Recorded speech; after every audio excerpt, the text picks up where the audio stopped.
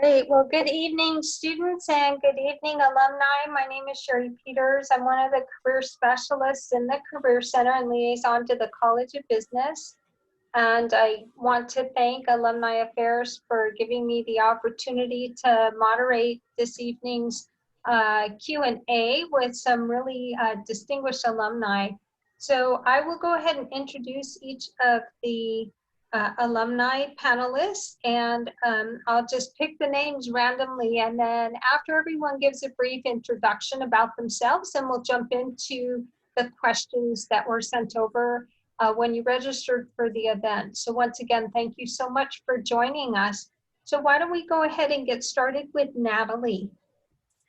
Hi, good evening, everybody. I am Natalie Brizuela McLean, and I am this year's president of the College of Business Administration Alumni Board. That's a mouthful.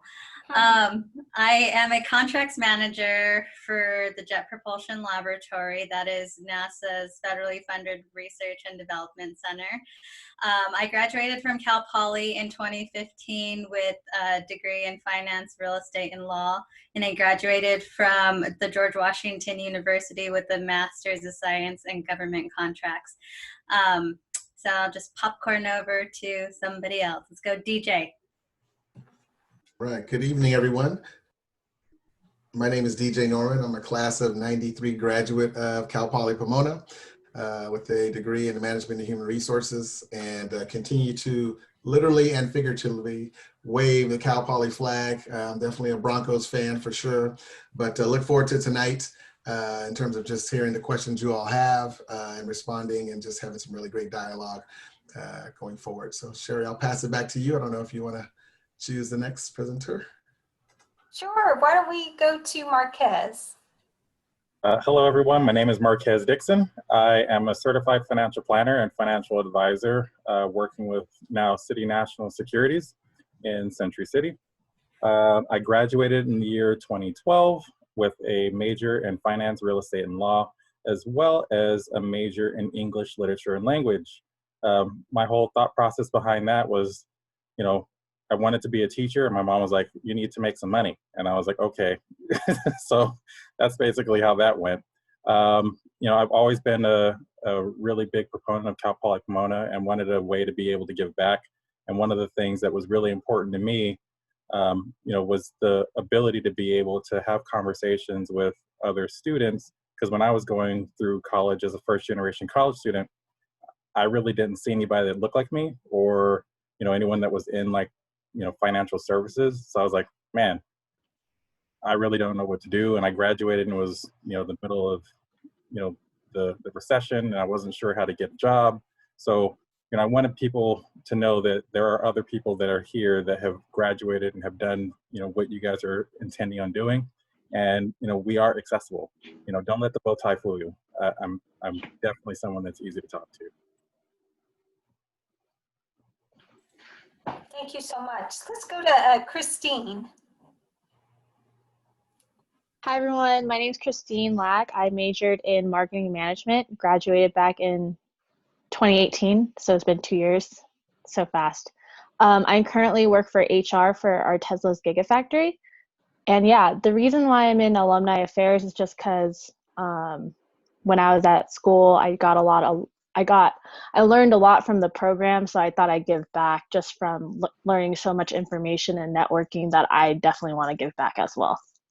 I'll popcorn over to Andy. Hi, everybody. My name is Andy Bojarski, and I graduated from Cal Poly back in 1991, a long time ago.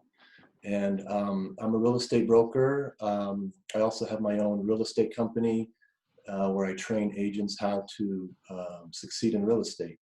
I also have a law degree, and so I focus a lot on creating trusts for families to avoid probate, along with other things with respect to real estate. I'm also a mortgage broker. I do a lot of loans right now. Interest rates on mortgages are very, very low. So business is very good. I also love to give back. I went to school with DJ years ago. We were together at the time that we both played basketball for the men's team at Cal Poly Pomona. And he actually is the one that got me involved in this board. to help out, and I've been very blessed to do so. I also like to give back, and you know, when you've been around a while and you like to view yourself as successful, you want to see others succeed as well. So that's part of why I'm here. And I agree with Marquez. I also am accessible anytime anybody wants to get a hold of me and ask questions or whatever you may have. I'm accessible to help. So thank you. Great, thank you, Andy. How about Lorena? Oh, hi, everyone. My name's Lorena Ornelas Estrada. I am a graduate from MHR, Management and Human Resources, and I double majored, and my second major was Spanish from Cal Poly Pomona in 2010. Sorry, I have my 4-year-old talking in the background here. But yeah, I joined actually earlier this year. Natalie introduced me to CBA, and I'm excited to join you all here today. I'm like Natalie, I'm a contracts manager at JPL. I've been there for a little over 12 years, going on 13, and just happy to be here. So I think Clark is next. Okay. Good evening, all. Clark Rucker. Let's see, my day job, which is my part-time job, only 40 hours a week, is Director of Quality for Phantom Works at the Boeing Company. And I'm the odd man out. I'm the honorary College of Business, I guess, associate, if you will. My degree from Cal Poly Pomona was engineering technology, to be exact. And so yeah, my part-time job is working for Boeing. My full-time job is making sure that Cal Poly Pomona students have the information, knowledge, and resources available to them to be successful in life and move into their careers. So College of Engineering is my background, and certainly I'm hoping that many of you who I've talked to before will take advantage of the fact that I'm always available via LinkedIn. You can always contact me via LinkedIn, and we can have some good conversations and dialogue about your futures and things that we can, I guess, express to help you get to where you want to be. Back to our host. Thank you so much, Clark. Nice to meet and see all of you again. So I'm going to jump in with some of the questions that have already been sent in to us. I'm sorry. I'm sorry. I want to give a quick plug before we get into that to the mentoring side of that. If that's okay. right. Yes, yeah. Absolutely. Okay, hold on 1 second. Please hold.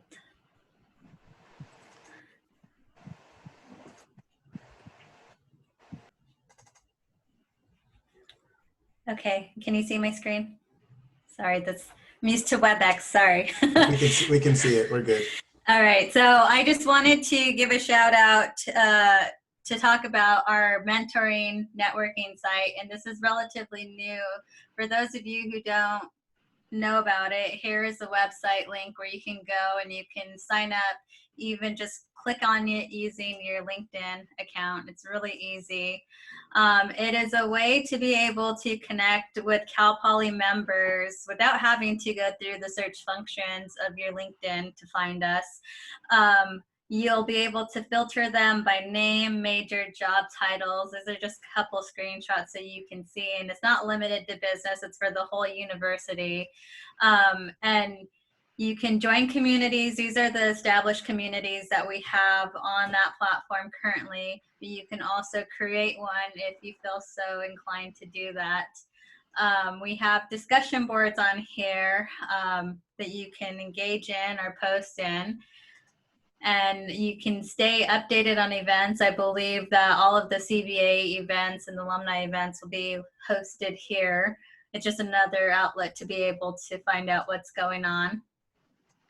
And don't wait, join today, because really it's all about networking. And this is a great platform that you can go and meet alumni. look at a field that you're interested in. Everyone who is joining this is very interested in either networking with alumni or mentoring younger students. So it's a great platform to look for a mentor if that is what you are looking for. But yeah, so let me just show that link one more time and I'll post it in the chat box. But that is all that I wanted to share. Thank you.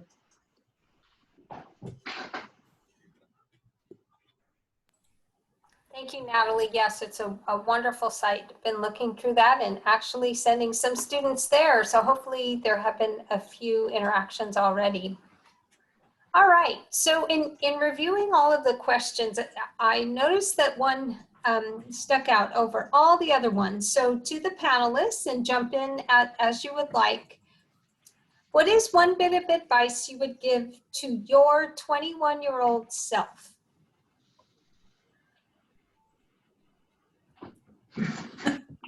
Who wants to take that one first? I would, gosh, I'll take a stab at that first. It took me 10 years to finish undergrad, and that was because I was so focused on working and I wanted to do school part-time. So I would have told myself, get your butt into gear and go full-time and get it done, because not only did dragging it out make it more expensive, but it took 10 years to do undergrad. So I would have definitely taken school a lot more seriously. I would have told my younger self to just get it done. I could add to that. So in addition to what Natalie said, I would probably have partnered with the Career Center a little earlier. I think the importance of it, depending upon your goal, right? If your goal is to go into, you know, a corporate role, right, then an internship definitely becomes much more valuable to you. If your goal is to go into entrepreneurship, then definitely joining clubs, right, or connecting and networking with folks who are entrepreneurs is definitely a big deal. So for me, I wanted to go into corporate, and I wanted to, I think I was, you know, stunted a bit by not having, you know, more professional internships on my resume when I came out of school. That would have been a big deal. And I think just by partnering with the Career Center, they still helped me get my first job out of school, but I think I would have gotten maybe even a better opportunity had I had internship on my resume. So I would tell myself that. I can add maybe one more thing. With me, I would tell myself that there is no limit. Whatever you want to do, you can do. Go out and get it. Don't sell yourself short. You are young, you have your health, you have your enthusiasm, and you have drive and you have ambition. So whatever you want to do, go do it, and you will be extremely successful. If you put your heart, your effort, your energy into whatever it is you want, whether it's a job, an internship, a company you want to work for, you will get there. I promise you that. And don't sell yourself short. Don't let others tell you you can't succeed or you can't do whatever it is you want to do. Go do it and you will succeed. The only time you will fail is when you truly give up. So don't ever, ever give up. And you can, if you want to be a millionaire, you're going to be a millionaire, I promise you. If you want to be a CEO, you'll be a CEO. Just don't give up. Continue on. That's the advice I give myself. So if I could contribute to this discussion, I happen to have been part of a group of alumni, Cal Poly alumni recently, who were asked this question. You know, if you could look back and go back in time and talk to your 20-year-old or 15, 18-year-old self and provide some insight or advice on things that they should do, you should do to help prepare yourself for your future, what would you say? And the group of Cal Poly alumni that I was with, I got to say, they came up with some really good stuff. So I'm gonna share with you. These are not just my ideas; these are ideas from a lot of different alumni. The first one was, a career is just that. It's not an overnight assignment. It's years of doing something that hopefully you love and you want to do. So take it like that. Don't take it as something that okay, I'm here today and I'm going to be doing something else tomorrow. Take it as a set of a period in time when you're going to be learning and growing and developing. Develop and maintain good communication skills. Everyone said that. It's essential in the professional environment that we have today. If you're going to be working in a professional organization, you're going to have to learn how to and know how to communicate effectively. And that means having good communication styles, good communication skills, and knowing how to speak to people from a professional perspective as well as a friendship perspective. Reach out with honesty and a willingness to learn. The comment that was made on that one was, hey, don't reach out to people just because, or in the network, just because you want to get a job. Reach out because you want to learn. You want to find out what they know, and you want to apply their knowledge to how you approach your future. Bring your brand, know your elevator speech by heart, and be able to state it at a moment's notice. A lot of college students don't understand what an elevator speech is. Pretend that you're getting on the top floor of a building, 10th floor of a building with the CEO of a company.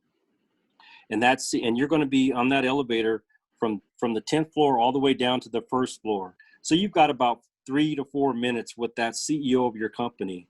And and that CEO turns to you and says, hey, I know you're working at our company. What do you do? How things going for you? Do you have any ideas on how to create a better environment at our company? Have your elevator speech ready. That's the message. Think outside the box. Be innovative, creative, and you'll rise to the top. Have a good set of soft people skills. Work well in a team environment. Everything is teaming these days, and everyone on this call will tell you everything is in a team. Be a systems thinker. Know how to connect the dots. Slow down. This was one that I found very interesting.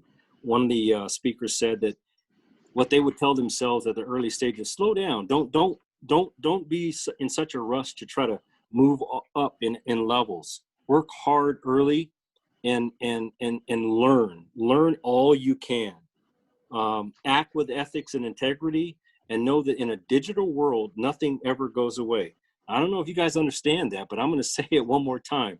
In a digital world, nothing ever goes away. So you put something in writing on Facebook, on Twitter, on email, on whatever, it's there. It's a permanent record of something that you said.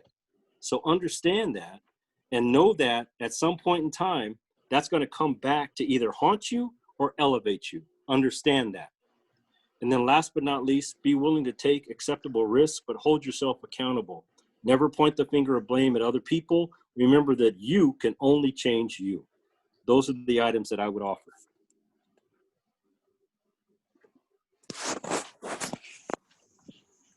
Thank you so much. Really, really appreciate the words from the other alumni as well as you and the panelists. Thank you.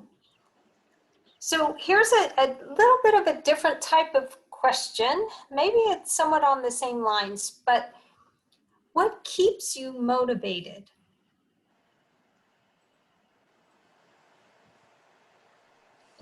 I can start with that one, Sherry, if you don't mind. To me, I kind of look inward, right? When it comes to motivation, I think you'll hear many of us use the word passion a lot. And I think we live each day with a certain level of passion. And I think the other parts of that passion just drives us to share. And so for me, I think it's about, have I helped someone today, right? In some way. It could be big, it could be small. It could be a smile that just lifts up somebody who's frowning. It could be a mentorship conversation with someone that reached out to me. It could be someone in my family, right, that I'm just checking in on to say hello. But, do you have the ability to think outside yourself? And to me, that's what keeps me motivated is helping others.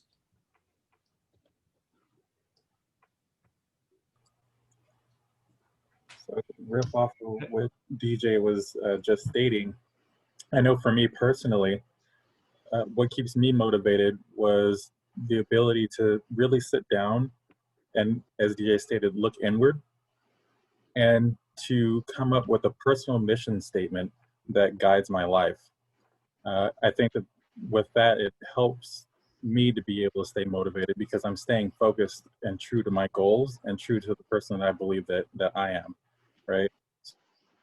So, for example, one of my personal missions is to ensure that, many, if not all African Americans have the opportunity to live their best financial life through education as it pertains to, financial planning.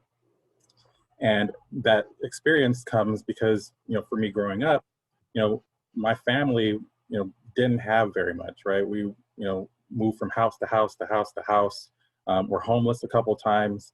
And I feel for me personally that it came down to the fact that, there was a lack of knowledge and a lack of education. And especially as it came to, as it pertains to personal finances.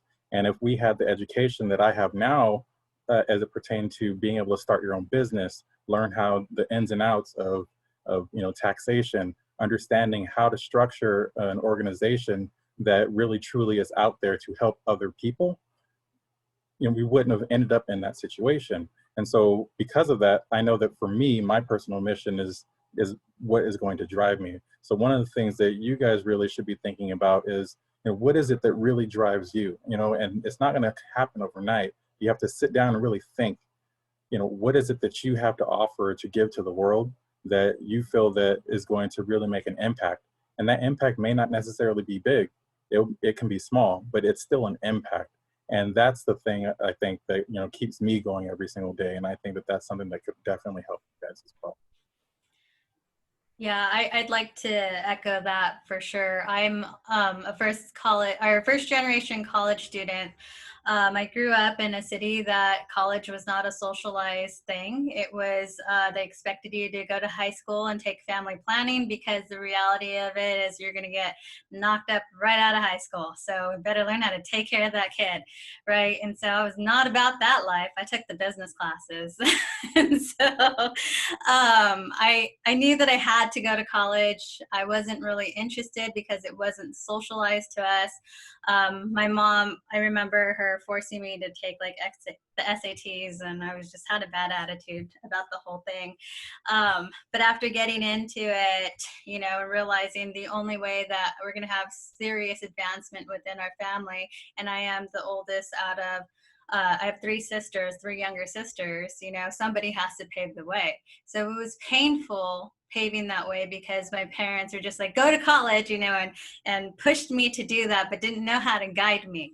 And so I was like, okay, well, I got to set a good example for my sisters. And none of them ended up actually following that path. So I do have a 9-year-old daughter who I am motivated to be those shoulders that she could stand on. And even for my nieces and nephews, and any other first generation college student that I can help, guide so they don't make the same mistakes that I make, and just kind of be those shoulders. That's what really drives me to do what I do and to continue education or to get these different, certifications. It's just really to be able to help others at the end of the day, because that does make me feel better. And giving a kind of a further benchmark for my daughter to see what you can do and you can take it further. Sky's the limit. So that's my motivating factor.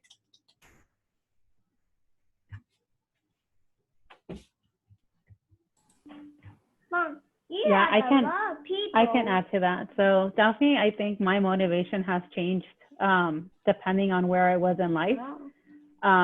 So, when I was younger, my motivation was primarily to prove my dad wrong. So he was like the one in the family where he was like, you're not going to do very much. Didn't really have, faith in, and it was basically like, I'm going to prove you wrong and I'm going to show you what I can do. So it was definitely a lot of that. And then once I was in college, it was like, okay, now I'm here. My motivation definitely changed, and it was more for myself. Like, where is it that I want to go? And I knew when I was younger that I wanted to be in space. I didn't really know what that meant. Clearly, I took the business as opposed to the technical side. But during college, it was more for myself. Like, what is it? You know, where do I want to be? And I definitely wanted to work hard but less, and it was definitely like trying to figure out how to do that. Education was going to definitely be a huge part in that.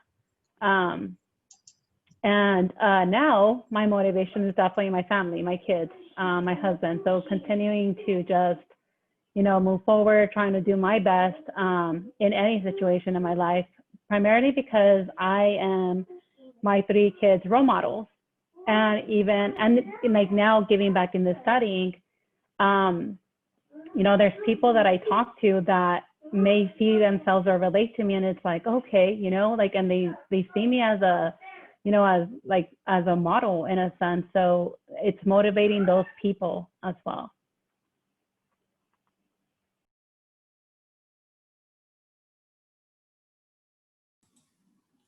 Great. Thank you so much to all of you. So we're going to switch gears a little bit. Someone asked the following question: what soft skills do you feel are important in the workplace?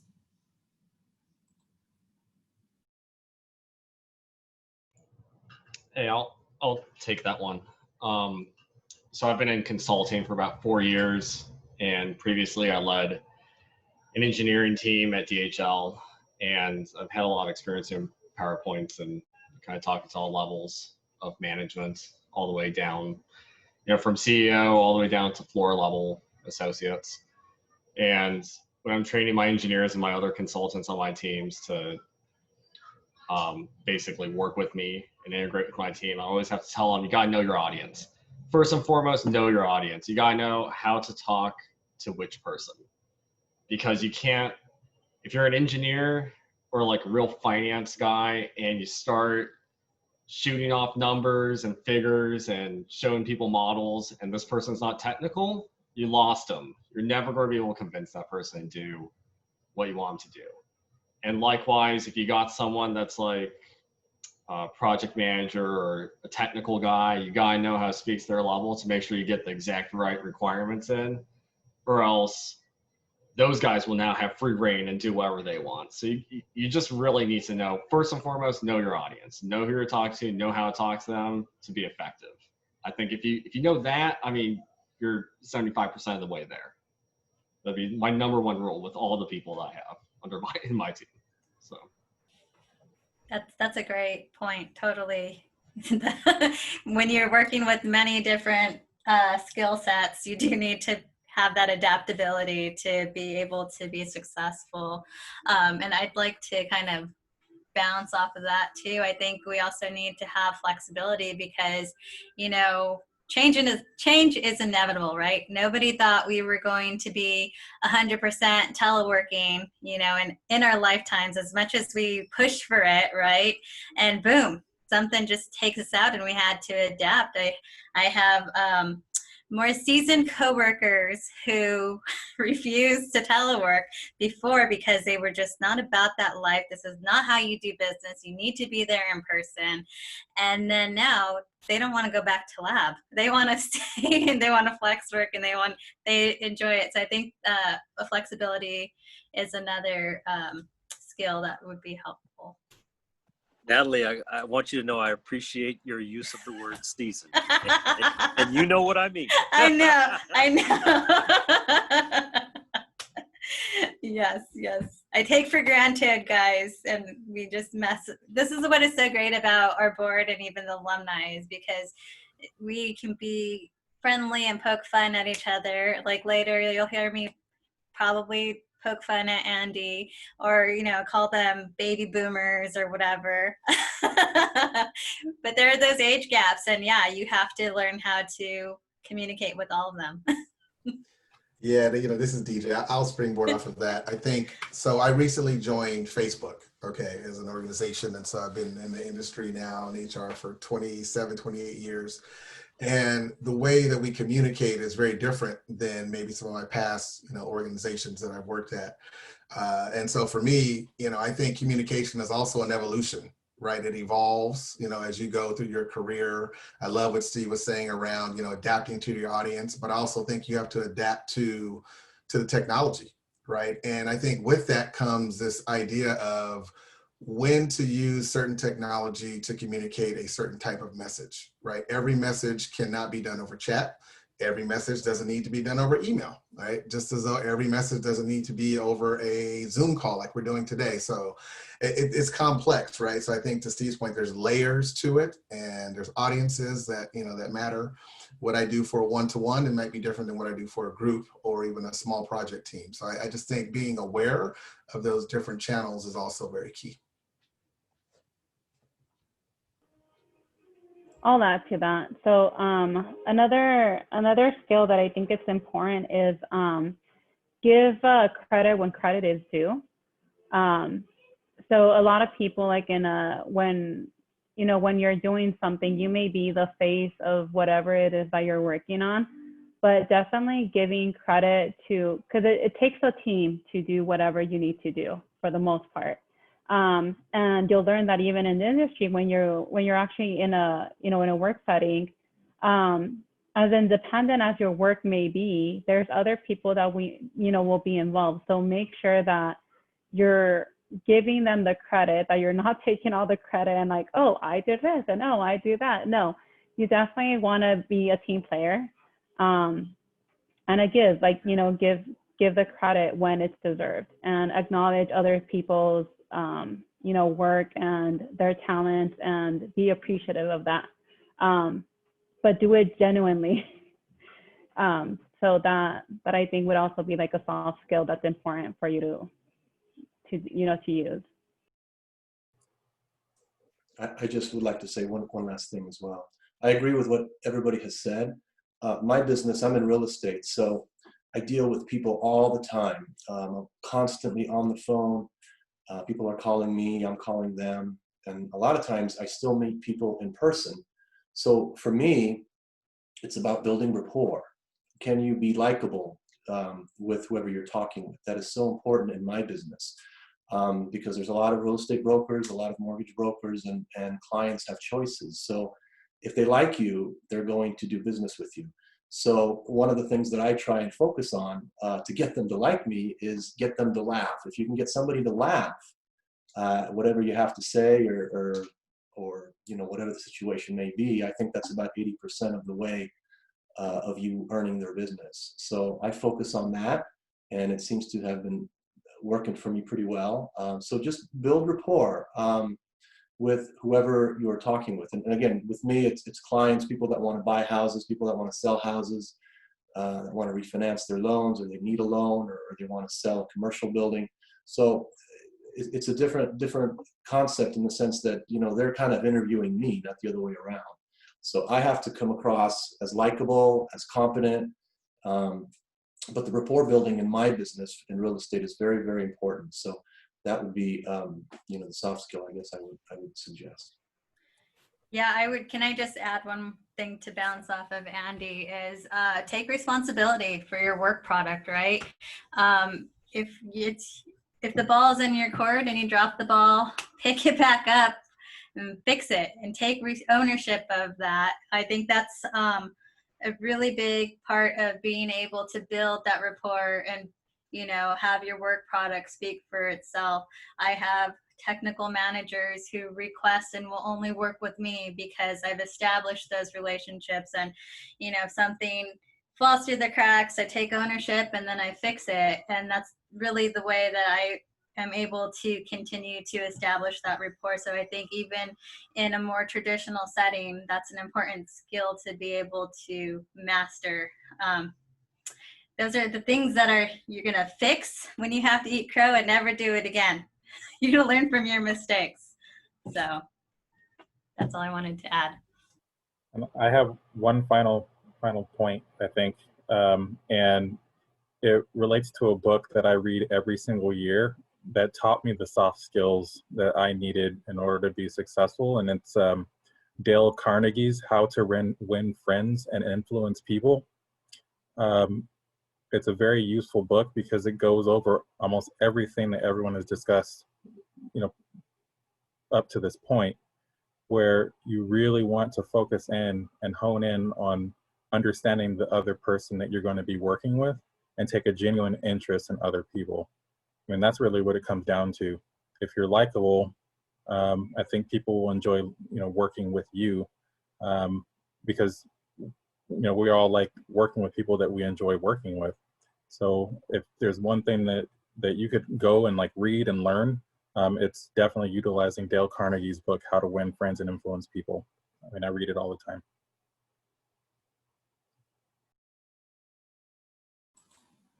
Great. So maybe asking this other question, a student submitted a question regarding bosses. What advice might you give to someone who just absolutely does not get along with their boss?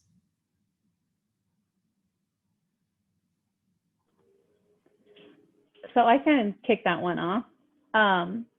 So you have to learn to agree to disagree and have mutual respect for one another. I think, for as much as you may disagree with the person, or, you may bump heads with this person, as long as you don't lose that respect with for each other, I think it's very important, and you'll still be able to work through things.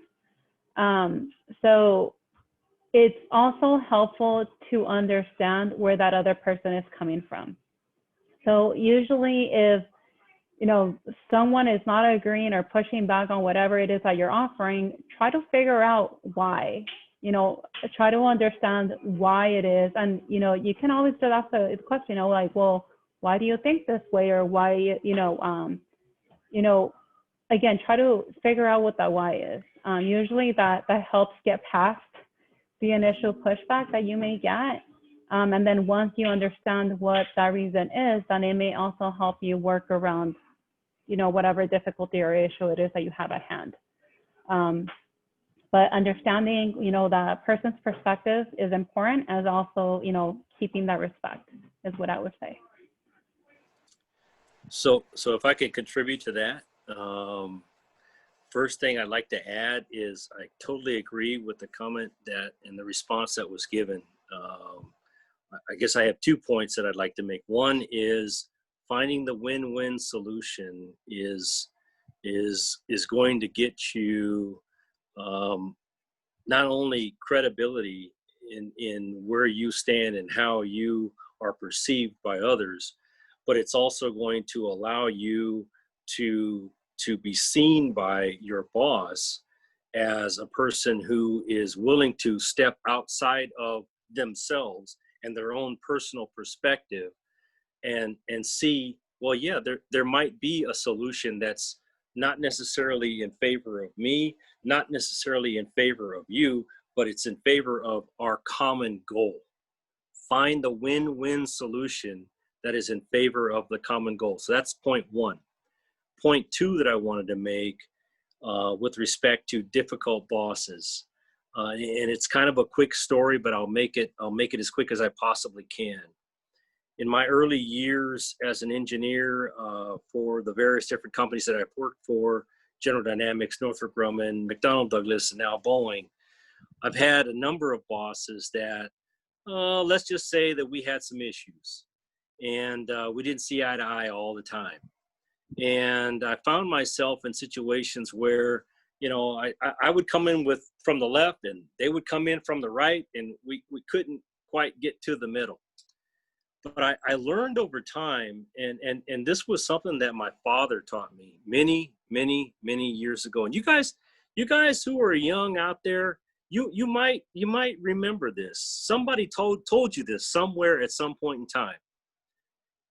The only person on the face of this planet that you can change, actually impact and make change to, there's only one person that you can make change to, and that's you. So think about the fact that you can only change you. You can suggest, you can recommend, you can offer solutions, you can do whatever you want to your boss or to your coworkers or to your peers, to whoever you want, heck, to your spouse, to whoever. But the only person that you can actually change is you. So if you change yourself and the way that you address that situation with your difficult boss, guess what? Things will change. My situation, I had a boss that just, we didn't see eye to eye. But I realized and remembered that my father told me a long time ago, if I change me, I can impact the relationship that I have with others. So what I did, I started smiling when I went into his office. I shook his hand whenever I saw him in the quad. I told him, hey, nice shoes today. I like your jacket. You know, did I really mean those things? You know what? Sometimes I did. Sometimes it didn't matter. The point was I changed the face of the relationship between myself and my boss. And guess what? He was confused at first, but as time went on, he was like, wow, he's not that bad of a guy. I thought he was really kind of a jerk, but he's actually all right. And then as time went on, I started sharing my ideas. I started providing innovative solutions. I started sharing things that, you know, maybe could help our organization. And he started recommending me to talk to people that, you know, were outside of the organization that he thought, hey, Clark's got some good ideas. He might be able to impact some things. Well, one day my boss retired. And guess what?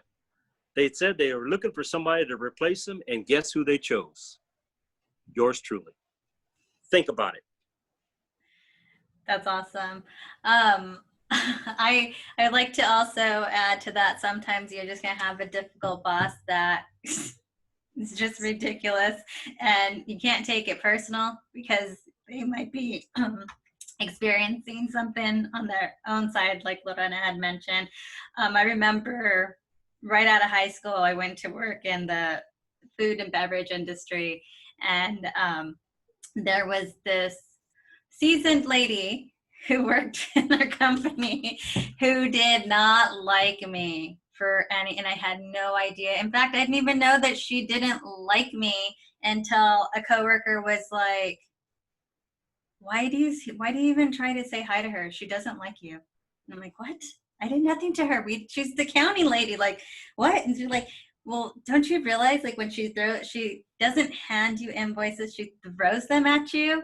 I'm like, well, I didn't take that personally. I'm like, well, she doesn't like you. And so I started like picking up on these things where I'm like, oh, well, yeah, I guess she doesn't care for me. She's a lot nicer to everybody else, and she never says hi back.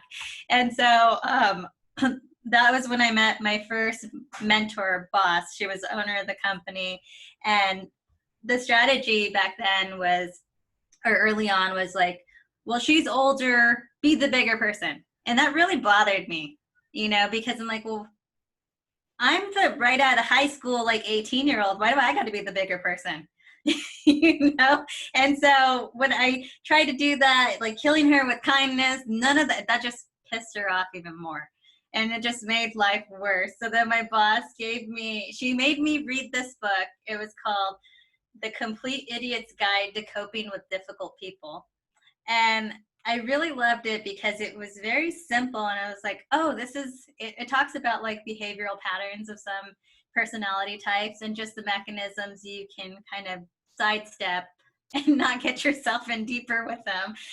But I found that interesting, and then I had to learn just not to take it personally, because when I took it personally, it really bothered me. I'd go home, I'd be mad about life and hating work, you know, and I just let this person get to me.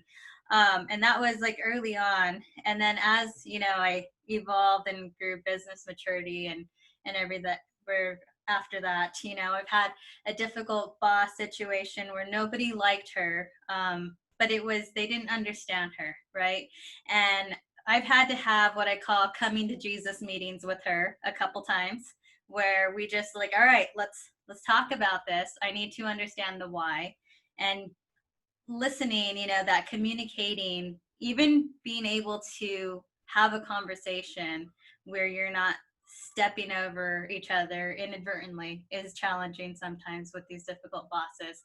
So I've found that listening, they just want to be heard. They want to tell you, and they want you to listen, even if they're not saying anything, you know? And so I've learned with my challenging bosses is, although I did not agree and she would not agree to disagree, I would just take it and be like, okay, whatever, I'm going to try a different strategy, come back when she has a different attitude, you know? And it took a couple times where I'm like, okay, if I catch her on this, it's like learning their patterns, right? And their moods, and don't get her after a management meeting because she might be in a bad mood. You know, don't pitch an idea then. It's like learning those things. And then actually what is so great is that once you find out how to communicate properly with this difficult boss, you are given that, you know, trust, that level of trust that they didn't have initially. And like Clark said, you know, in his situation, you can go from having this difficult boss to having somebody who advocates for you, you know. And she promoted me 3 times in the past 3 years, you know, and that's like unheard of with how fast we get promoted there. But it was just learning how to just shut up, soak in what I can, take the good from it, and not take it personally, you know. And if you have a situation where it's just unbearable, then I would say get a new boss to take steps further. But that's all I wanted to add from my experiences.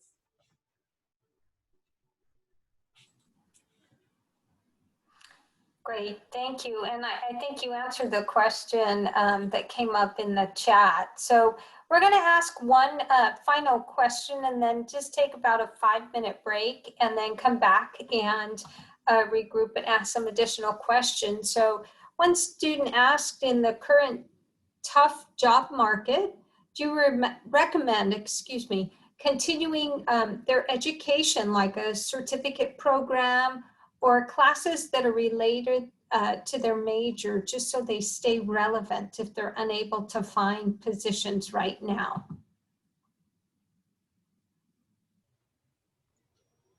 This is DJ. I'll take the first pass at this one. I think the answer to that would be yes, right? Just generically speaking, I think it's always good to continue to reskill, retool, right, during down markets, you know, as a whole. I think, you know, we had some discussion about this one in our prep call for this meeting, and I think the discussion is also around too, you know, is there an opportunity to get employers to help you pay for that additional education, right? So some of you may be in positions today and you may be thinking about a new position, and it may be hard to find that new position. But is that the signal for you to say, hey, you know what, maybe I'm okay now, but maybe I can leverage this particular employer to get my next level degree or certification. If you're not in an employed situation, then of course, you know, again, the challenge would be the financial aspect of it. But if you can do that, then that's good. I definitely would suggest you continuing education. And in fact, that's probably one of my life lessons, right? I think when I came out in '93, the market was also down. I had an opportunity to continue and go on to my master's. I never did it. And that's probably one small regret I have just in my career. But that's what I would add to that question. Yeah, and I agree with DJ, but I also want to caveat with the going after higher degrees. I graduated FRL, and every single one of my finance professors told me, do not go for a master's degree unless your employer pays for it, because the cost of doing that may not pay you back in the long run, because right now higher degrees you're going to pay like $65,000 plus, depending on the school that you go to. So I would be wary of taking on that additional debt if you have to go into debt for that, because that is one debt that you cannot declare bankruptcy. It stays with you forever unless the administration, you know, wipes it all clean. Who knows? But I would try to find a job that would pay for that. And that's all I kind of want to add, to just be careful about that factor, because those interest rates are nuts. Well, so Natalie, I will say that there are other alternatives. I have a daughter who is right now applying for a master's degree program, and yeah, you're right. It's tough. You know, it's a tough financial burden. But if your parents are willing to help you, Do you want to be my get for my PhD? If your parents are willing to help you and the company is not, then hey, you know, and I've always told my daughter that I want her to be the first Dr. Rucker in our family. So That's awesome. she knows where she's headed, and she knows that she has my support. I want to offer, in addition to exactly what you just said, as well as what DJ said, that that an education can come in many forms. It doesn't necessarily have to be formal accredited education via master's program or PhD program. It can be actually on the job training. You know, if you get a start in a career somewhere, and they have training available to you that you can acquire through the job, or maybe even working with a mentor on the job about some of the stuff that you do. Knowledge is knowledge, and the one good thing about knowledge is it's the one thing that no one can take away from you. Knowledge is the one thing that no one can take away from you. So understand that if you get it from on-the-job training, if you get it from a master's program, if you get it from a PhD program, doctorate program, wherever, getting that information is all beneficial to you. And then, and secondly, as Natalie said, and I think DJ may have said, if you can get it and have somebody else pay for it, you're right in. Yeah. Yes. No, that's totally true. And get it wherever you can, guys, to stay relevant. Higher education programs, really, they just teach us how to be continuous learners, right? And even after we graduate with that piece of paper, they don't mean anything within the next like 10 years, really, if you're not continuing in your career profession with keeping up with what is going on, you become irrelevant. So you got to, I would recommend being in that mix. Just immerse yourself, even if it's every day 10 minutes devoting to what is going on within your prospective industries. That'll set you apart, because you'd be surprised how little other employees might be researching daily. Yeah, I just would like to add one little thing. You know, with me, it was a little different. I was a real estate broker. I got out of college. I didn't know what to do with my life. And I was selling apartment buildings. And I would cold call, because that's what I was told what to do, to cold call to try and get business. And when you're selling apartment buildings, there's less owners, because these are multi-million-dollar buildings. And so most of these owners already had established relationships with seasoned brokers. And so for me to break into that field was very, very difficult. So I thought, okay, well, how do I compete? How do I get in when these guys all have relationships? So I said, well, I'm going to go to law school. I'm going to come back and I'm going to say, look, not only am I a licensed broker, but I'm also a licensed attorney. Who better to represent you? I'm going to have the edge on those guys that are not licensed attorneys. So I went to law school.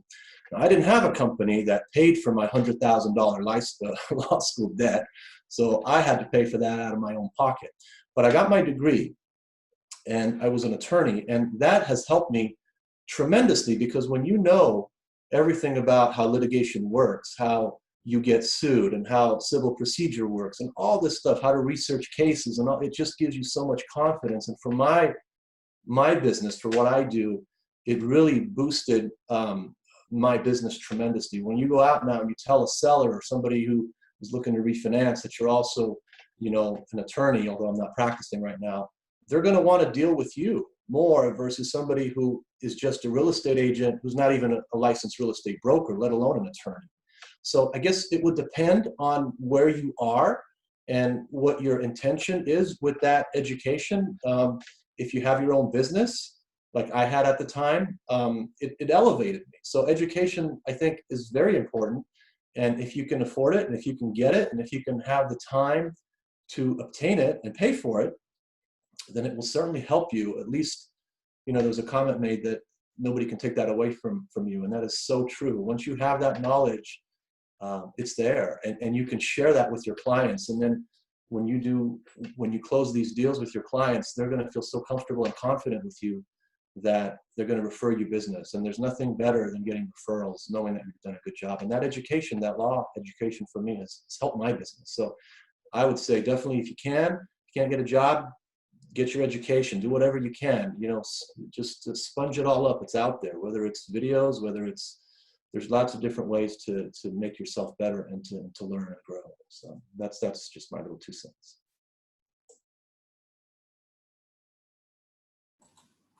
Great. Well, thank you for such good advice. So I think right now we're just going to take a real short break if anybody wants to have a glass of water or what have you, and we'll continue back at 7:05.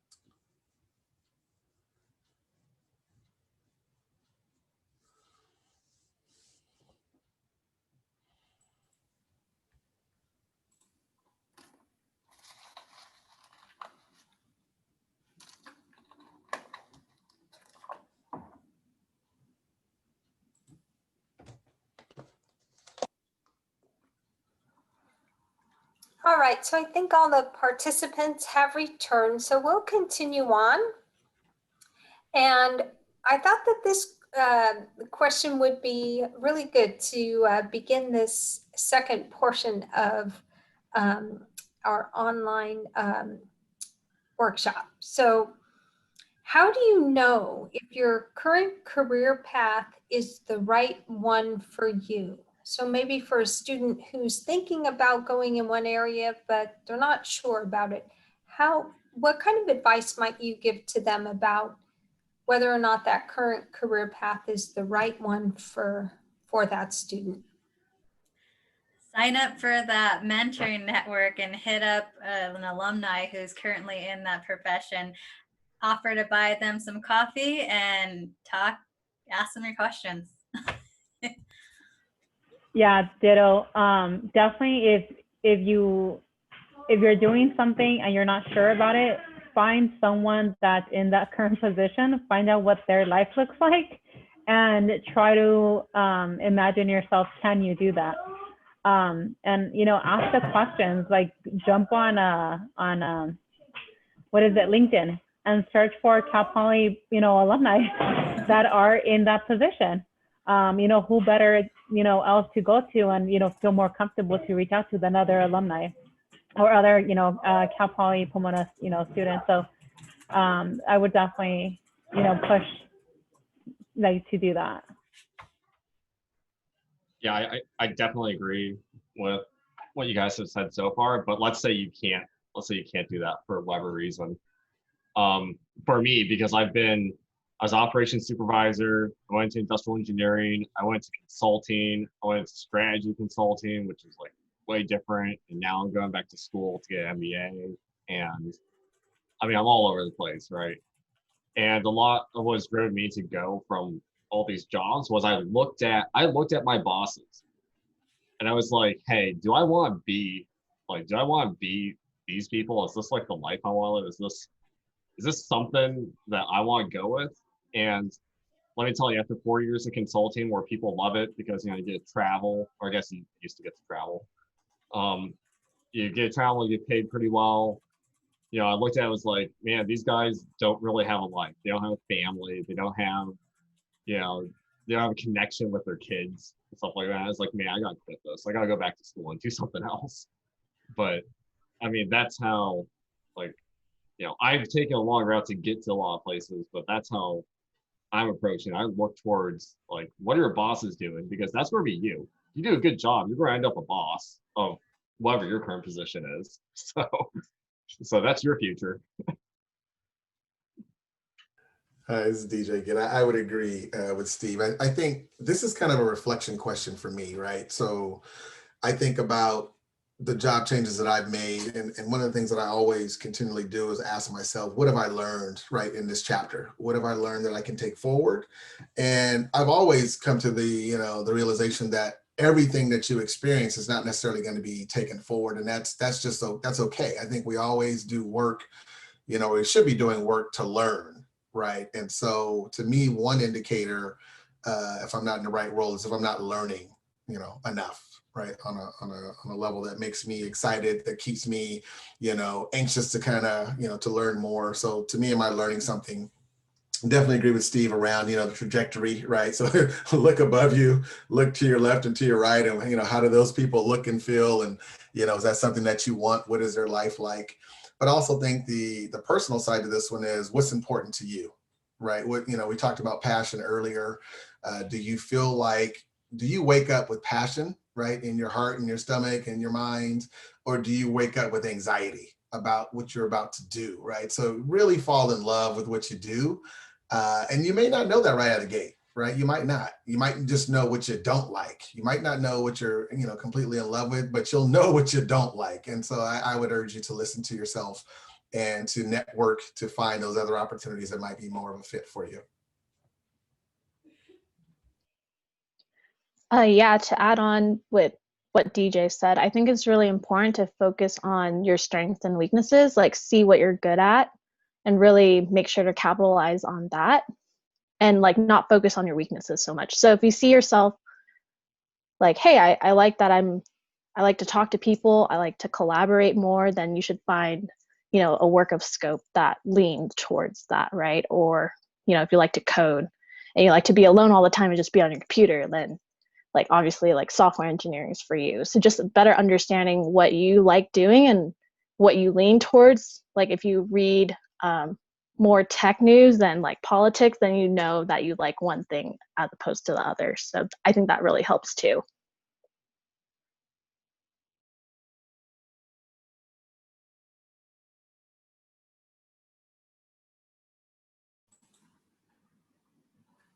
Okay, and then continuing on with a somewhat similar question, but this might be a little bit more personal for the panel. What resources did you use to get your first job out of college? And was your first job out of college entry level or management? Ooh, I love this question. Can I go first?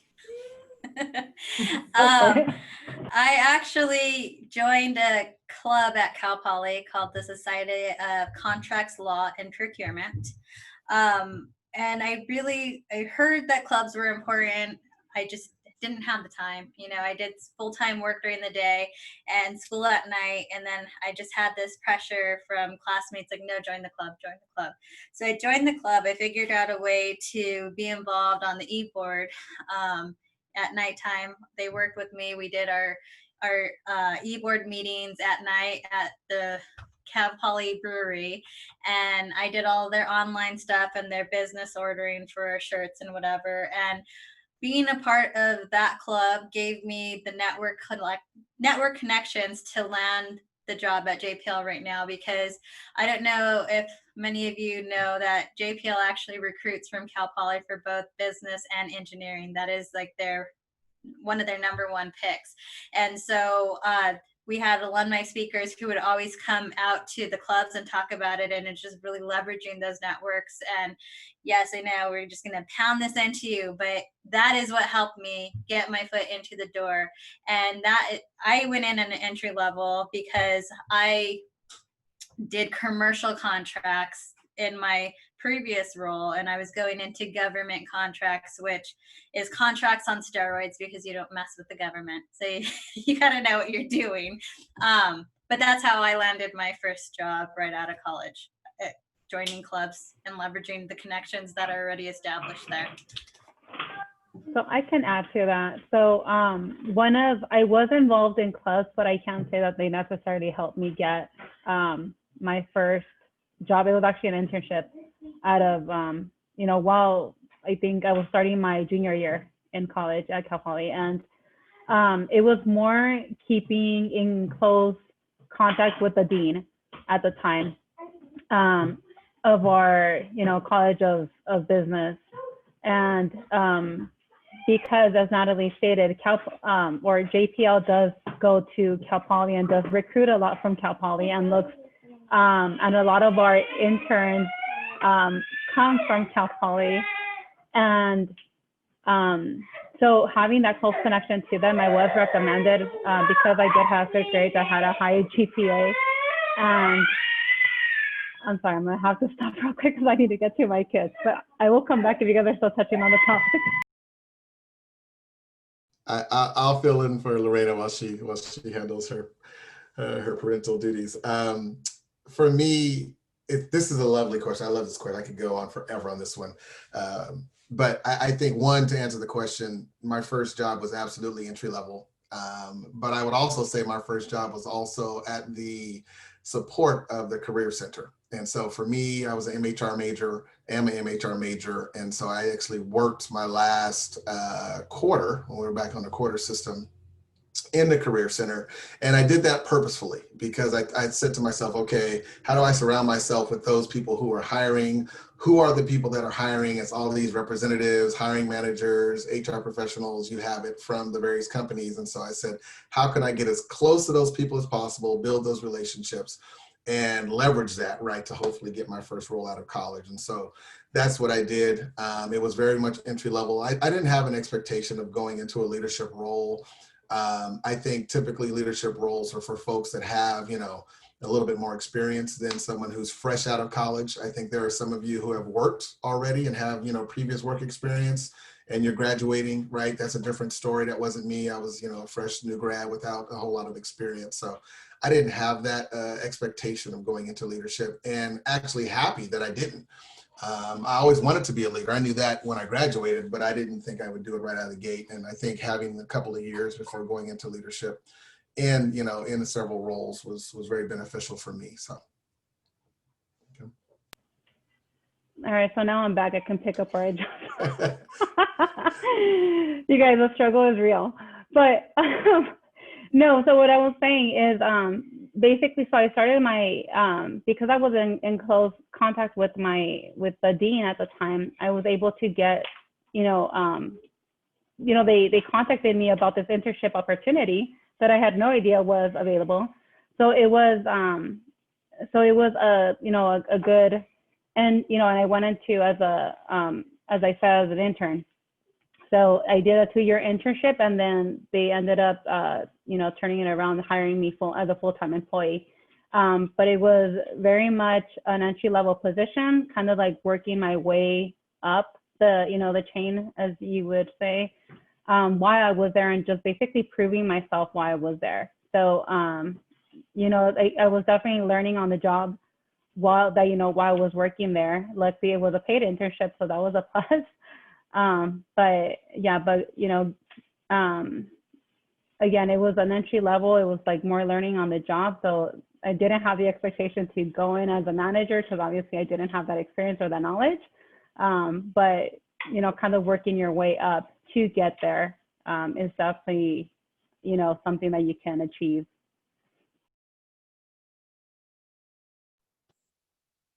So I'll jump in here and provide you guys with a little bit of feedback on how I made my first foray. So when I first started, I worked through college, was working at a grocery store. Then I quit because I wanted to have like the college experience, and joined a fraternity and did all that. And what ended up happening was I graduated, and there were really like no jobs.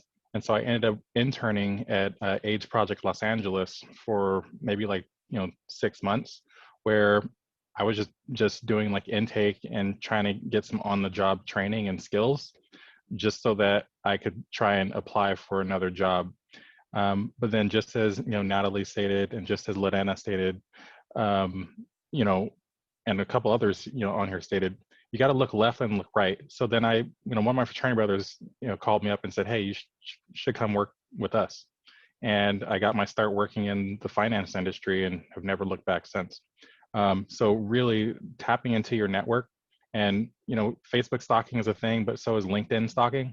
If you see someone that's like a 3rd-degree connection that you want to connect with, or even a 2nd-degree connection, you talk to the person that's already in your network.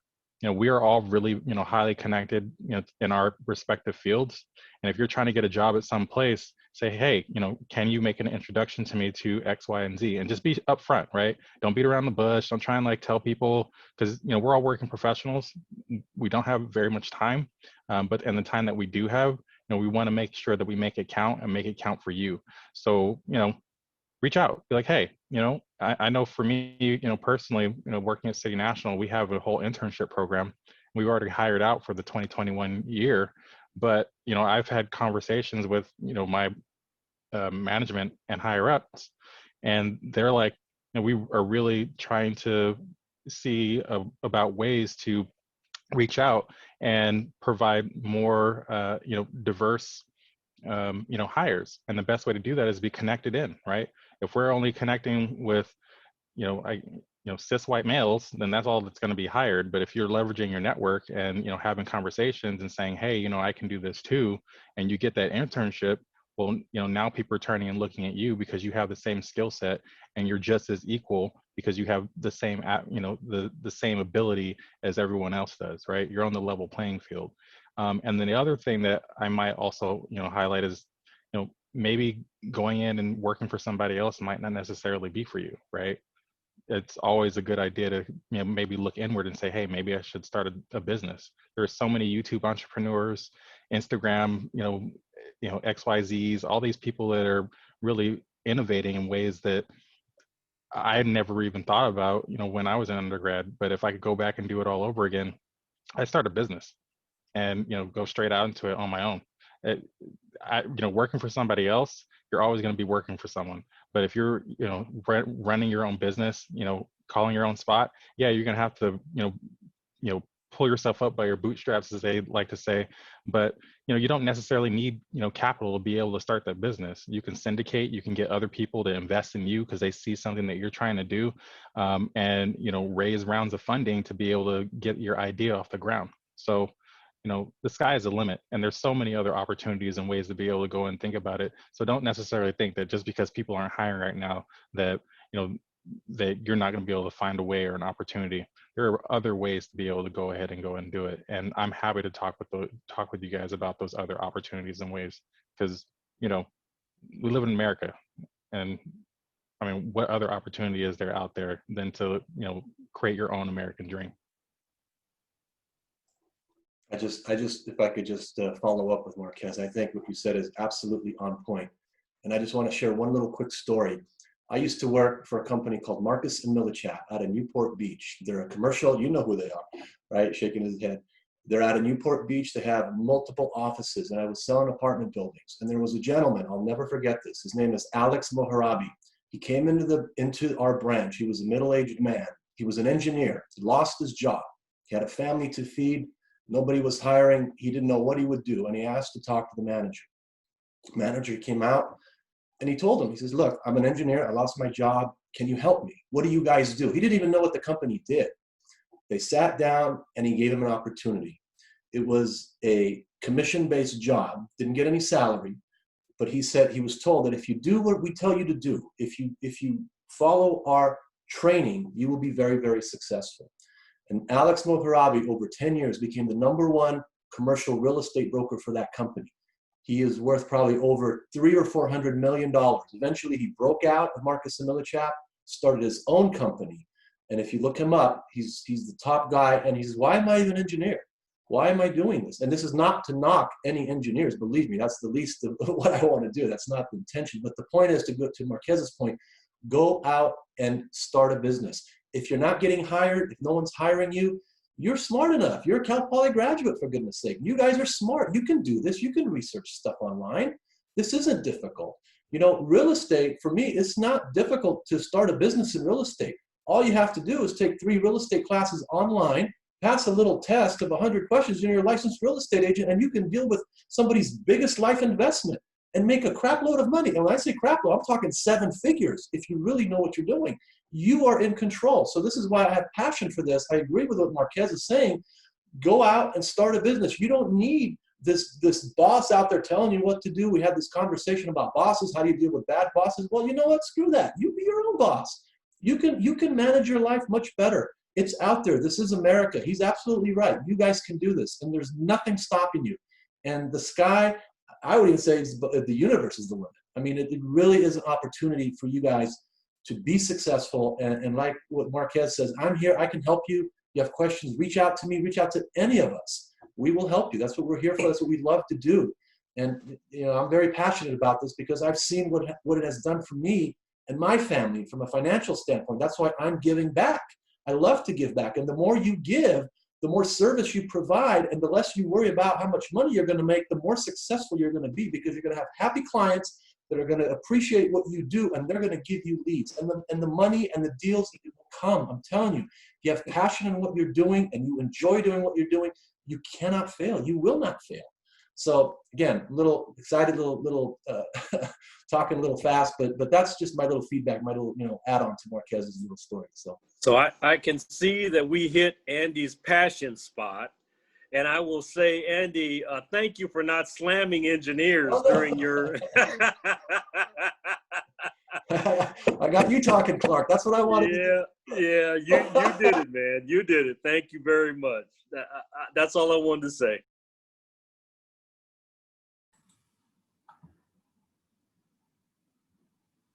You know, can I just add one thing? I can't top Andy. I can't top Marquez or what you guys said. I'm not trying to either, but I will just remind you all of this. In every down market, there are companies and businesses and opportunities that are thriving, right? And so I think someone said it earlier around trying to get too tunnel focused on one particular opportunity, one particular job title, one particular industry.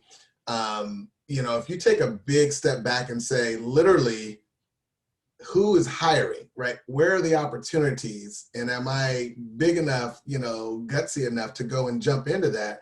Might be something totally different than what your original plan was set out to do, right? And so you just have to be open.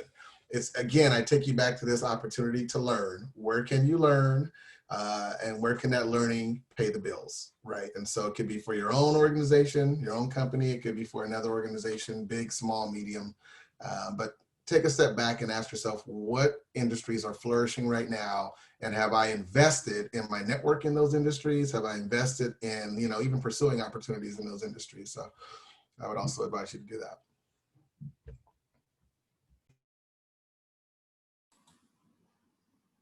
That's really great, because the next question that I was going to ask is, how do you apply for a job when you don't have all of the required qualifications? Should you still apply?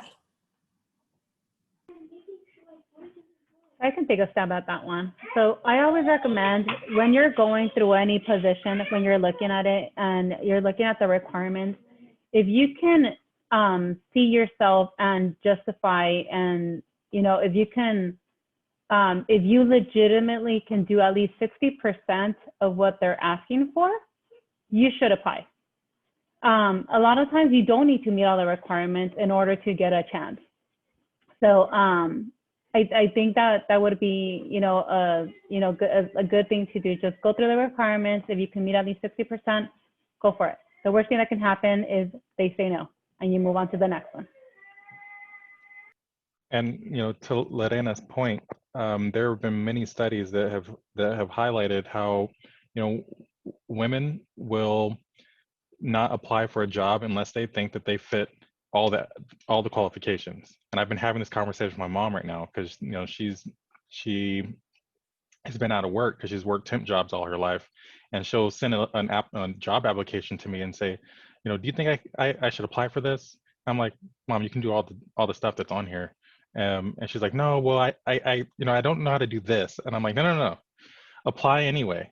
Because what oftentimes happens is, as Lorena said, if you meet 60% of the qualifications, you can fit it. So just, put yourself out there. And then after you apply, which is this what, I'm also trying to teach her, I'm like, research and see who the hiring managers are for that position, and then go on to LinkedIn, find that person, send them a LinkedIn message. And what you do is you send them a connection request from the actual, LinkedIn not on your phone, because if you do it from your phone, it's going to just hit connect, and then you're done. You go and you click the little drop down menu, and I can show you guys how to do this. And you say, add note when you hit the connection request, and you have like basically a tweet to get yourself in there. And you say, I just applied for the XYZ position. I'm following up with you. I'd love to, have 15 minutes of your time to discuss the qualifications. Boom, you're done, right? And then after that, you follow up, maybe a week later, and you try and find the phone number for wherever HR is, and you call them directly, and you follow up again and say, hey, I just recently called, XYZ for this position. Following up, does the hiring manager have 15 minutes to have a discussion? If they don't, call you back after those 3 times of being able to reach out, move on, you're done, right? Just cross it off your list and move down to the next one.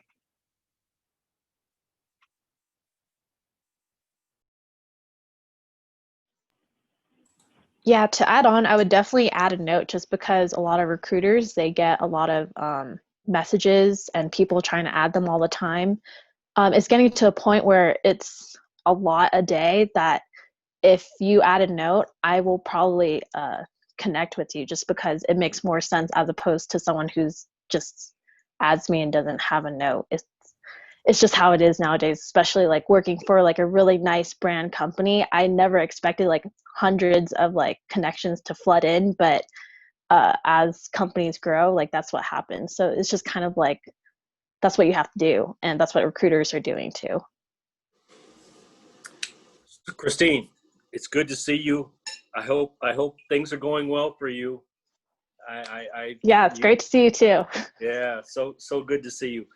So you know, I hate to be the counter to everything that's been said thus far, but I'm going to try and temper what I say so that I don't seem and appear like I am the counter. In aerospace, specifically aerospace, I'm not going to say, you know, all the other industries out there. Well, let me start by saying this. So I asked my wife, I said, so what's your advice? Apply for the job even though you don't have all the skills, or not, or don't apply? And her answer was, yeah, apply, because if you don't apply, you're not going to get the job. There's no chance of you getting the job. So my answer to that would be, for aerospace specifically, and I tell you this only because I have spoken to recruiters in aerospace, the answer always comes back. Number one, if you don't meet the minimum basic requirements for a job, in other words, let's say that you have to have a secret security clearance. Let's say that you have to have 3 years minimum experience. Let's say that you have to have knowledge in composites and such and such, such and such. If you don't meet the minimum basic requirements, then you're not going to get the job. They're not even going to consider you for the job. And in fact, many aerospace companies will put your name on a list and say, well, okay, this person applied for a job that they didn't qualify for. We're not going to consider them for any jobs. Now, you say, wow, that's pretty extreme. I'm going to tell you, it happens. It happens in aerospace. I'm not going to say it happens in all other industries, but it does happen in aerospace. So you have to meet the minimum basic requirements. If it's you know, secret security clearance, if it's 3 years experience, 2 years experience, working on robotics, working on this, working on that, whatever it is, you've got to meet those minimums qualifications. The next step is, and this is the good side about it, if you meet the minimum and you can then share on top of that what you know, what you have, what skills you know, what knowledge you have acquired in addition to that, that's all to your positive, and that will help you for sure get recognized and recruited by those recruiters in those companies. Again, I'm only talking aerospace because that's my field, and that's my feedback.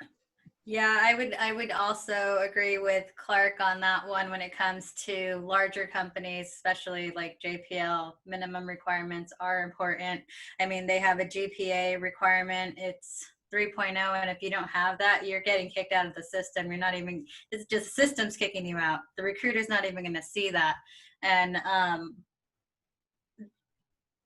you should meet minimum requirements at JPL at least. I've had the recruiters stress that. They would say, as long as you meet minimum requirements, throw your hat in the race, you know, whether it be for a different job within there. But then there's also the flip side. You go to a smaller company, you go to a company that is more focused on your soft skills.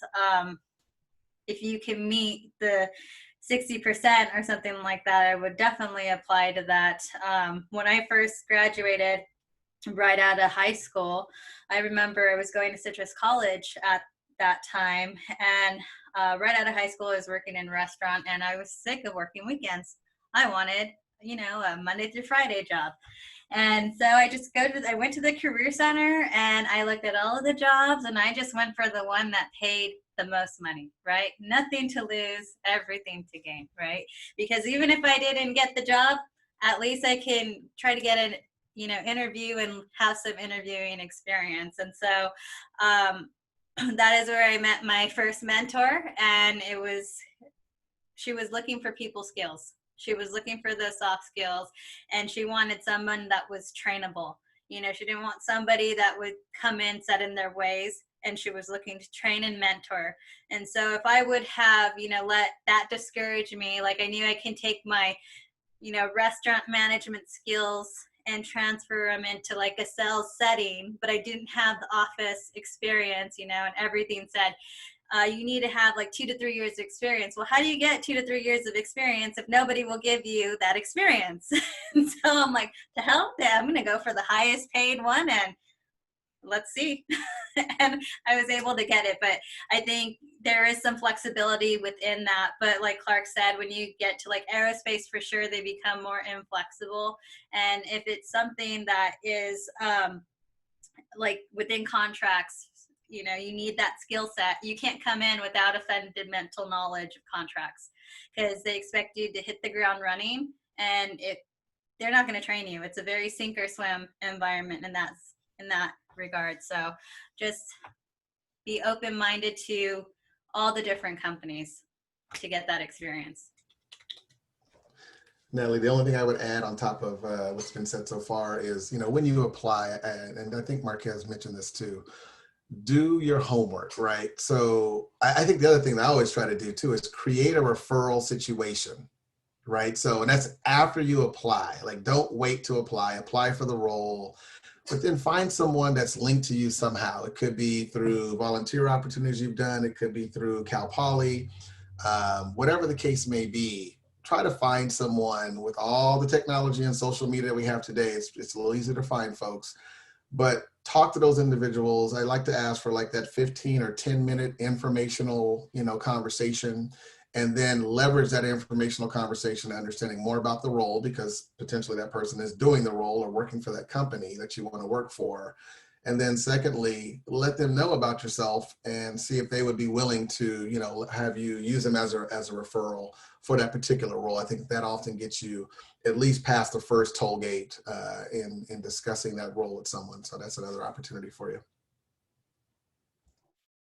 I would just also add, DJ, that, you know, we talked about Clark talking about aerospace. I'm going to flip it all the way to the other side and talk about real estate.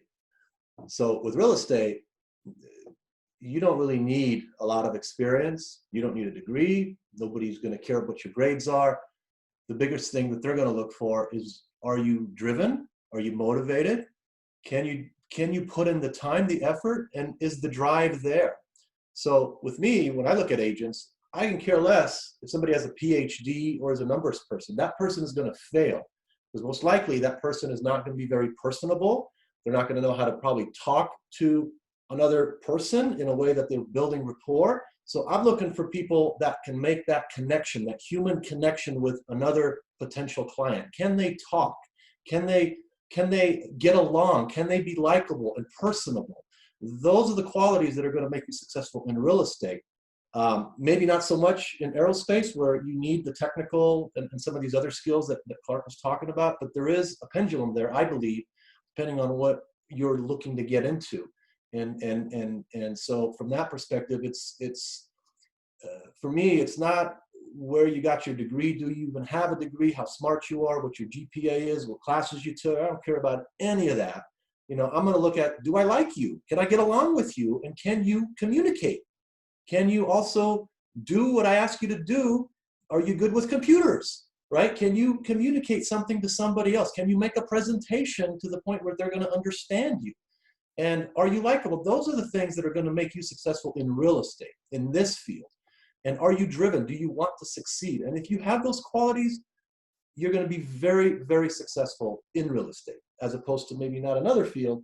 But that's just, like I said, this is just a pendulum that I'm talking about with a different career. So that's just my little 2 cents. So as you guys can see, there is no one right answer. It depends.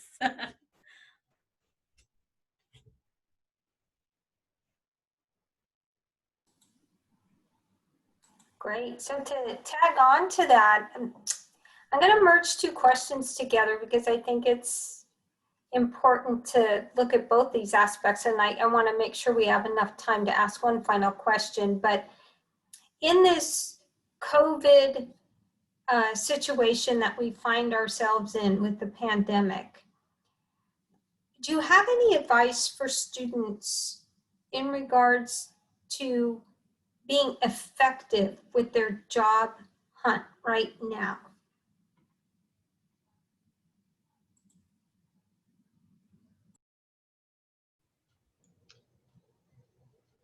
I mean, I'll take a stab at that. Sure. So a little background on what I'm doing right now. I'm supposed to be in Pittsburgh going to Carnegie Mellon's MBA program, but due to COVID and just kind of my expectations of the program, I decided to defer for a year and basically start a business and kind of do my own thing. I've had 8 years professional experience, and now that I'm looking at, you know, COVID is a reality right now. Like what we're doing to be successful. I mean, I'm looking at companies I've consulted with, and I'm seeing the ones that are failing are the ones that are not willing to go and put in the effort to adapt to what is today.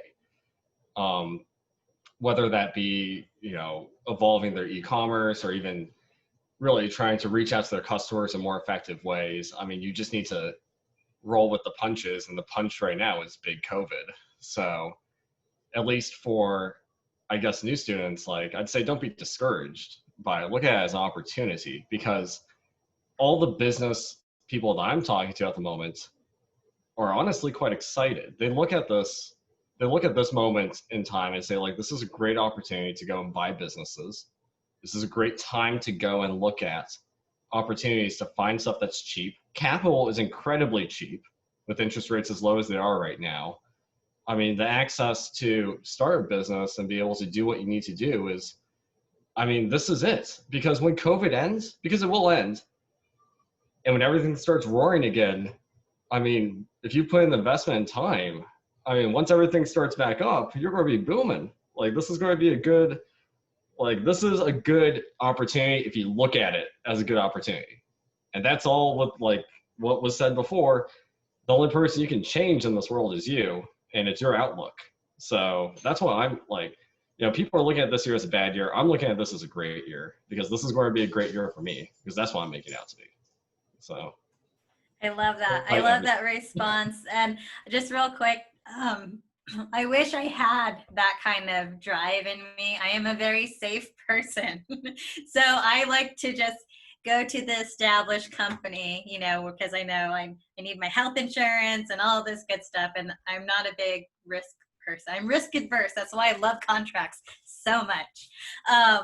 But for people like me who are struggling to get into like their desired, you know, job right out the door, I would say target the company you want to go to, get your foot in the door. It might not be like in contracts, it could be finance. You know, if they have an opening in finance, there will eventually be an opening in contracts, and leverage those skills and just take what you can for now. Get your foot in the door.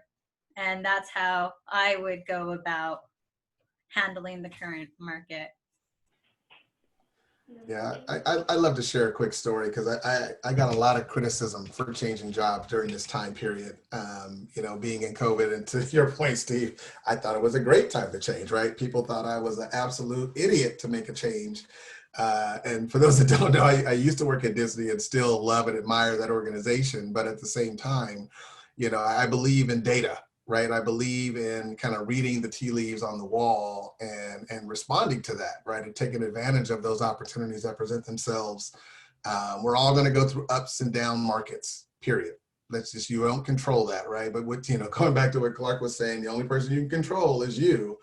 And so, you know, I took that opportunity, but I took it with, you know, with filters, right? I took it to say, hey, you know, what organizations, what industries are going to survive, right? And to your point, again, Steve, you know, these companies that have the ability to adapt as a whole are going to fare better. And I wanted to put myself in a situation where, you know, in the next 3 to 5 years, I don't really look too much further than that, at least for me.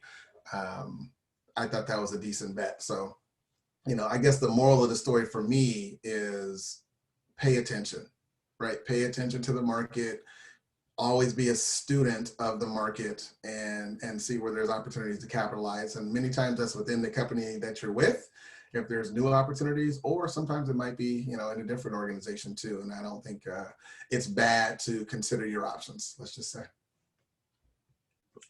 Hey, I'm going to start charging you guys for using my words out there. Hey, you had very wise parents, and this is what you're here for, to pass down that wisdom. You got it.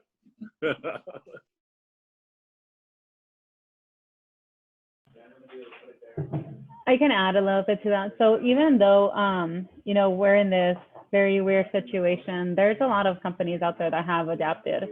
You know, some quicker than others, but you know, others are finally jumping on board as time progresses. And even, you know, even though we're in a virtual world, look to those companies that have adapted and that do have those opportunities and they've gone virtual. And you know, JPL was one that, you know, that even working there as long as we did, we're like, you know, how are they going to handle the situation? And, you know, it was a pleasant surprise to see that our summer interns were able to come and work virtually at JPL, not one stepped foot, you know, on lab.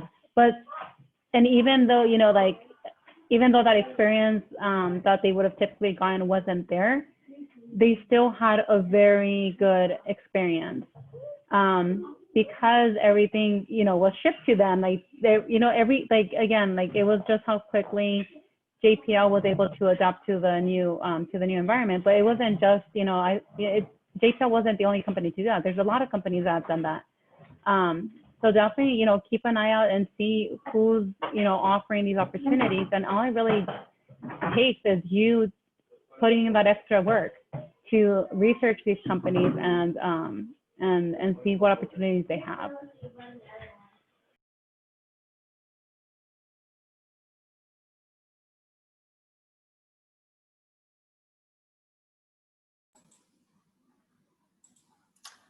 Okay, so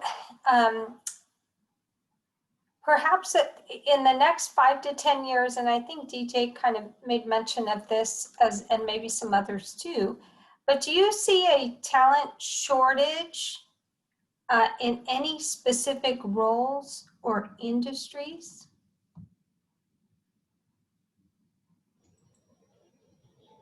I see one in consulting for sure. And we need more people that know data analytics inside and out from a very technical perspective. I need engineers that can design buildings and also design flow through rates when it comes to inventory optimization and be able to do business modeling at a very high level. And I just don't I just don't see that very often. At least not even out the gate. I mean, I'm talking like professionals with like 3 or 4 years experience struggle with it. So that's my personal problem, at least as a project manager at my company, is that I don't have it's hard to come by people that know data analytics, SQL, Python, stuff that makes managing data efficient and effective. Yeah, I think I got hired at Facebook because of a shortage of talent. Like literally, that is the main reason. You know, when you think about us trying to go after, you know, site reliability engineers, those are needle in a haystack, right? It's like 3 roles in one, and so there's absolutely some pretty big gaps in the tech side. I think we were chatting earlier, and someone asked me if I were to go back and get, I think it was Boris, if I were to go back and get my master's, what would it be in? And Steve, literally, I think you just read it, right? I said data analytics, I said either finance, and then I said industrial engineering, because a lot of these organizations are going through such massive change right now. And that in itself is a career, right? It's just change management as a whole, kind of falls into that consulting type of a realm as well. So absolutely. And again, I think that's still just part of, you know, paying attention, right, to the industry, to the marketplace. Hey, Steve, I need your email address. I need a way to contact you because I've got some data analytics people that from Cal Poly Pomona graduates who are ready to jump into the industry. And I'm going to tell you, they're sharp. They're sharp. They've got some good data analysis skills, and I think they can help you. So I need your email address. I have them. All right.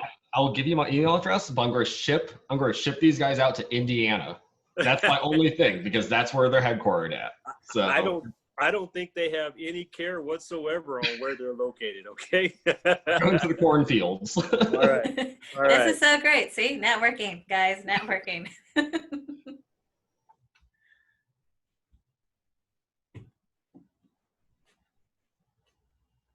And as long as I guess I was talking, I will offer that a field that is interesting that many students ask me about: computer software development, computer engineering, that sort of stuff. Those folks right now are in a shortage. Imagine this: you're in a virtual world. You have needs for digital threads, capabilities of developing software platforms and products that will enable business areas, business units to load data, acquire data, store data, share data in a classified environment on a proprietary program that has a need to segregate information from the outside to the inside.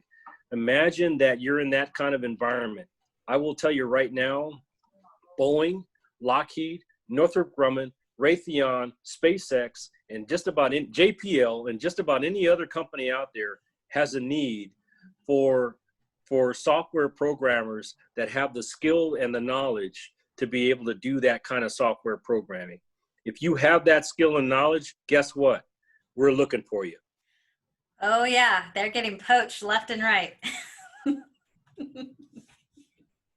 And for the non-technical folks, I would say I think that there's always opportunity in the world of government contracts, because that is something that is not widely known out there. I stumbled upon it because Cal Poly has a government contracts program, but I had no idea that that was even a thing. And on the government side, on the federal side, there is a talent shortage when it comes to contracting officers and contract specialists, because the way that they recruit is very different from the way industry recruits. I graduated with many people up in from GW University, many agency heads trying to recruit me, and I had to laugh them off because I'm like, your salary is not even remotely in the ballpark, right? But that's how government works. When you deal with the GS level, you pretty much have to start out of high school to make it up there to like your GS 14 and making that really good money. And that takes forever when it comes to government. Or you have to be able to turn the offer down and negotiate hardball, but that's tedious. And there's a lot of contracting professionals who fall off that way. So I think there's always going to be opportunity within that world of government contracting, because let's face it, government's not going away, and they are the biggest consumer or the biggest buyer in the United States. So I think that is something, if you have an interest in contracts. I mean, I always said that I would have gone to law school had I have done things differently, you know, but this is the closest thing that I could get to law without having to be a lawyer and have a law degree, and make really good money at the same time and not have that debt. So that's an idea out there.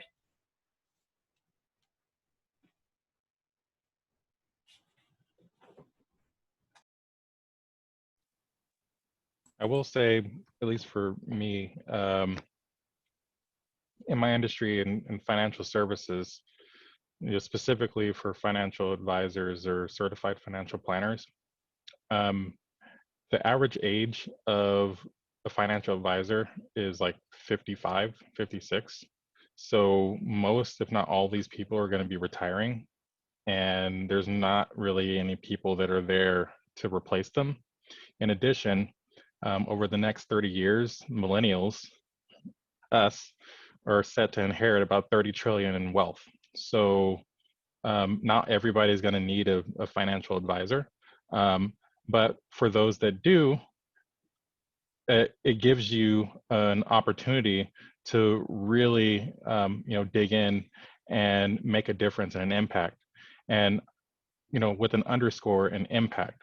A lot of things that I've noticed, at least in my industry, is that a lot of these guys and gals that are older than I am are set in their ways and aren't augmenting or pivoting, especially now during COVID. And the way that I see the industry, at least financial services going, is that people are going to Google you. They're going to see what impact have you made, where have you been able to give back to the community, and can I trust this person to be a subject matter expert in their field. So I know for me personally, I'm pivoting my business to really focus in on entrepreneurs because that's what I love to do, specifically with real estate investors. And my goal is to not only start my own real estate business, but also run this financial planning and financial services business, as well as creating content and allowing for people to see that I'm providing the impact that's aligned with the mission that I articulated to you guys earlier, right? You really can't do things the old way, right? You have to figure out ways to be innovative, be a content creator, figure out ways for people to really understand who you are. I know that Natalie, I think it was you mentioned in the chat, creating a personal website, right? That's a great way to get your resume out there and to be authentic. That was part of the reason why my ex-partner, he was able to get his job at SpaceX because he was innovative, created a video when he sent in his application, and I thought he was like crazy, but he was like, no, I have this idea. I really want to make sure that they know who I am. He created this video, talked about how he is planning to go to Mars, and got hired. And now he's one of the people that is working on the Merlin and Dragon engines and sending rockets up into space. Like, what? Really? Okay. So figure out a way to really, make yourself stand out that's outside of the box. And I can guarantee you that you will have a job, or at the very least will, make a huge impact and mark on the world.